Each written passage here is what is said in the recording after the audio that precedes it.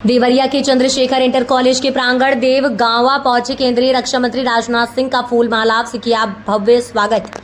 केंद्रीय रक्षा मंत्री राजनाथ सिंह ने सपा बसपा कांग्रेस पर हमला बोला और केंद्र और प्रदेश सरकार द्वारा की गई विकास कार्यों को भी गिनाया। रक्षा मंत्री राजनाथ सिंह ने कहा कि देश में चुनाव चल रहा है और चुनाव के 4 चरण संपन्न हो चुके हैं। 5वें चरण के लिए 20 मई को मतदान होगा। 4 चरण के चुनाव के बाद राजनीतिक विश्लेषकों का ये मानना है कि अब ये बात पूरी तरह से पक्की हो चुकी है कि भाजपा के नेतृत्व वाली एनडीए इस बार 400 से अधिक सीटों पर विजय प्राप्त करने जा रही है। हो रहा है। सारी दुनिया में यह धारणा थी कि भारत है तो गरीबों का देश है। धारणा पूरी तरह से बदल चुकी है।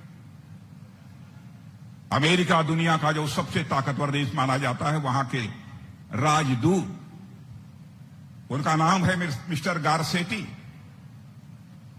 एक सम्मेलन को संबोधित करते हुए इसी भारत में उन्होंने कहा, ऐ दुनिया वालों, यदि भविष्य देखना चाहते हो तो भारत में आओ, यदि भविष्य महसूस करना चाहते हो तो भारत में आओ, और भविष्य पर यदि काम करना चाहते हो तो भारत में आओ। यह मैं नहीं कह रहा हूं, यह मैं नहीं कह रहा हूं, यह अमेरिका के राजदूत ने किसी एक सम्मेलन को संबोधित करते हुए आज के कुछ ही समय पहले कहा। अंग्रेजी में कहा था, उसका मैंने हिंदी में आप सबके सामने अनुवाद किया। यह भारत की हैसियत बनी है। और जैसा शशांक जी बतला रहे थे कि हमारा भारत 2027 आते आते धन दौलत के मामले में, अर्थव्यवस्था के आकार, धन दौलत के आकार के मामले में दुनिया के देशों में 3रे स्थान पर आ जाएगा। मेरे बहनों भाई, एक अमेरिका होगा, एक चीन होगा, तीसरा यदि कोई देश होगा तो हमारा और आपका देश यह भारत होगा। भारत गरीब देश नहीं कहा जाएगा। और आज मैं डंके की चोट पर आपको कहना चाहता हूं, यह बात केवल हमारी नहीं है, बड़े बड़े दुनिया के अर्थशास्त्रियों की, बहुत बड़ी बड़ी इंटरनेशनल फर्म्स जो हैं, अंतर्राष्ट्रीय जो स्तर की जो फर्म्स हैं, अब वो यह दावा कर रही हैं कि भारत यदि ऐसे ही आगे बढ़ता रहा तो भारत को विश्व की महाशक्ति बनने से अब दुनिया की कोई ताकत नहीं रोक सकती। और बहनों भाइयों, हम विश्व की महाशक्ति बनना चाहते हैं तो किसी दुनिया के देश पर कब्जा करने के लिए नहीं, आक्रमण करने के लिए हम विश्व की महाशक्ति नहीं बनना चाहते। क्योंकि हमारे ऋषियों और मनीषियों ने इसी भारत की धरती से वसुधैव कुटुंबकम का संदेश दिया है। हम भारत की सीमा में रहने वाले लोगों को ही अपने परिवार का सदस्य नहीं मानते हैं, बल्कि विश्व की धरा पर रहने वाले लोगों को अपने परिवार का सदस्य मानते हुए वसुधैव कुटुंबकम का संदेश सारे विश्व को, दुनिया के किसी देश की धरती से गया है तो हमारे और आपके देश की धरती भारत से गया है। बहनों भाई, हम विश्व की महाशक्ति बनना चाहते हैं, किसी पर आक्रमण करने के लिए नहीं, किसी देश पर कब्जा करने के नहीं, बल्कि विश्व कल्याण के लिए हम विश्व की महाशक्ति बनना चाहते हैं। अब भारत विश्व की महाशक्ति बन रहा है। और देश का रक्षा मंत्री होने के नाते मैं आपको बतलाना चाहता हूं, बहनों भाइयों, भारत अब कमजोर भारत नहीं रहा है। भारत अब दुनिया का ताकतवर देश बन चुका है। हम लोग किसी को आंख नहीं दिखाते हैं, लेकिन यदि किसी ने भारत को आंख दिखाने की कोशिश की तो उसका मुंहतोड़ जवाब देने की ताकत इस समय भारत के अंदर है। आपका, हमारा यह भारत अब कोई साधारण भारत नहीं है, जो चाहे वह आंख दिखाकर चला जाए। बदला हुआ भारत है।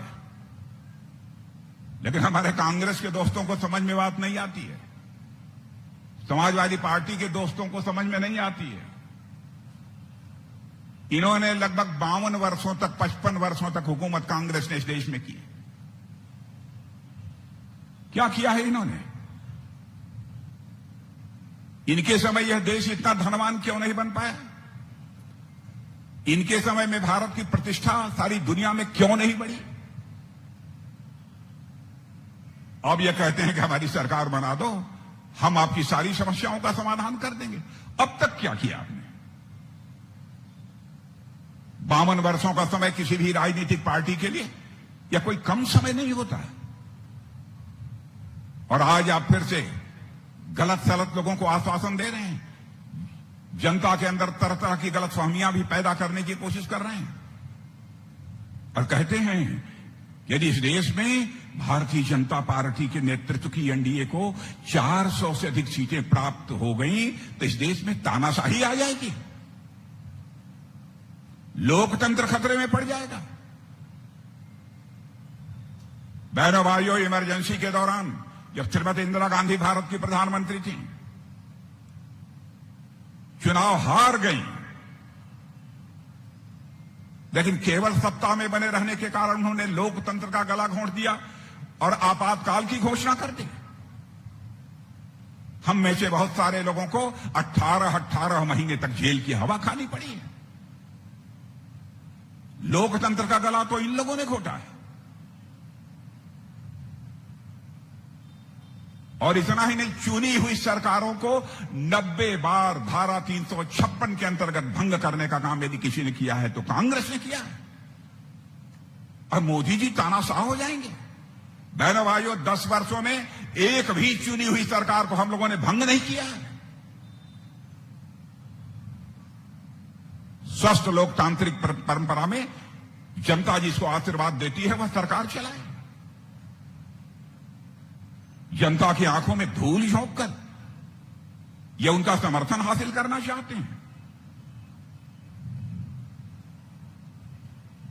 ये क्या करेंगे? बहनों भाइयों, यदि भारत आगे बढ़ रहा है, आप केवल अपनी कानी उंगली लगा दीजिए तो भारत का मस्तक सारी दुनिया में ऊंचा हो जाएगा। मेरे बहनों भाइयों, में विश्वास दिलाता हूं।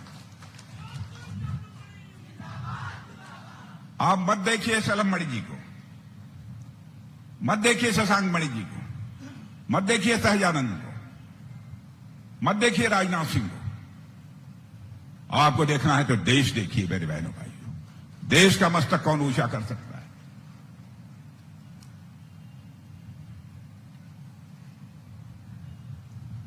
अब इन लोगों ने पूरा तमाशा बना रखा है।